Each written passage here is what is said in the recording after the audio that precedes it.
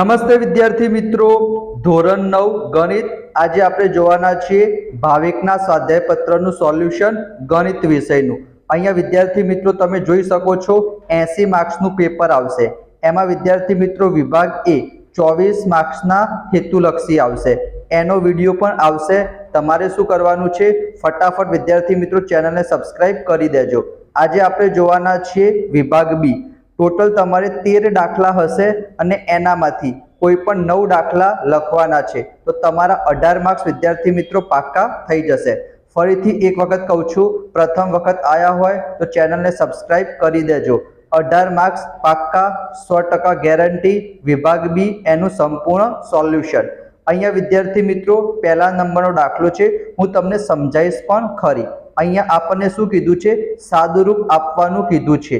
11/2 અને નીચે છે 11/4. તો અહીંયા વિદ્યાર્થી મિત્રો તમે સરસ મજાનું સૂત્ર જોઈ શકો છો કે જ્યારે આધાર સરખો હોય ત્યારે ઘાતોની શું થશે, બાદબાકી થશે જો વચ્ચે ભાગાકારનો સંબંધ હોય. તો અહીંયા વિદ્યાર્થી મિત્રો ભાગાકાર જ છે, તો અહીંયા શું કરવાનું છે, આપણે ઘાતોની બાદબાકી કરવાની છે.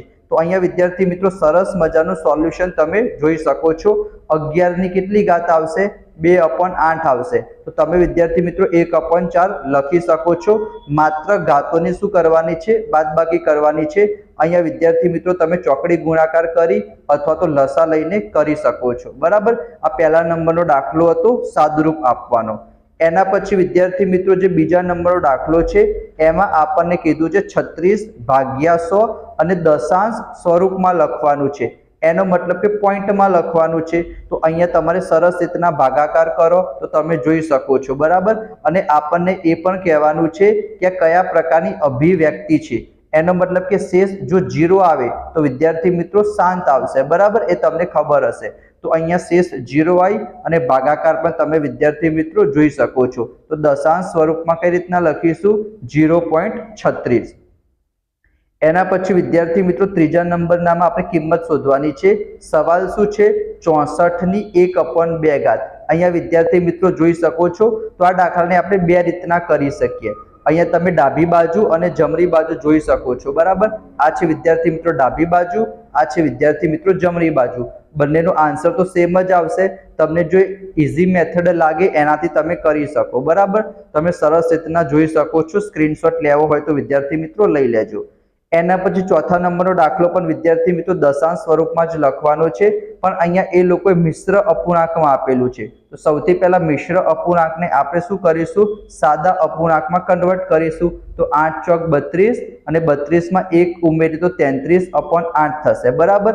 અને ઉપર જે પ્રમાણે આપણે 36/100 કર્યું એ જ પ્રમાણે અહીંયા આપણે 33/8 કરીશું. તો જવાબ આવશે 4.125. અને આમાં પણ વિદ્યાર્થી મિત્રો છેદમાં જોશો એટલે કે શેષ 0 આવે છે. તો આને પણ વિદ્યાર્થી મિત્રો આપણે શાંત દશાંશ અભિવ્યક્તિ કહીશું. એના પછી પાંચમા નંબરનો પ્રશ્ન પણ બહુ ઇઝી છે. આપણને કીધું છે 3 અને 4 વચ્ચે 6 સમય સંખ્યા લખવાની છે. બરાબર. તો 3 અને 4 ના નીચે કઈ નથી, તો આપણે વિદ્યાર્થી મિત્રો 1 લખી શકીએ.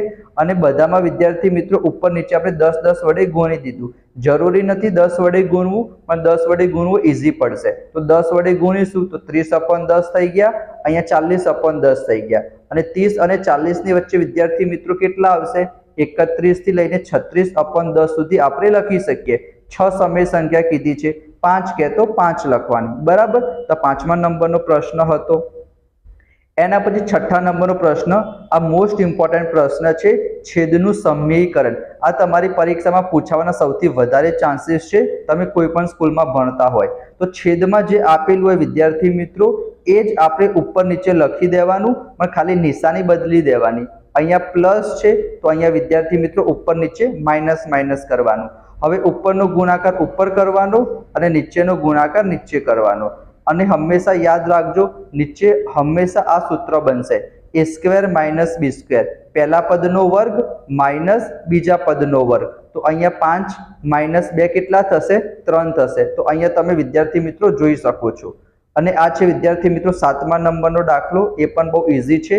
અહીંયા 4 પદ વિદ્યાર્થી મિત્રો અલગ અલગ છે. તો પહેલાનું પહેલા પદ સાથે ગુણાકાર કરીએ તો 3 દુ 6.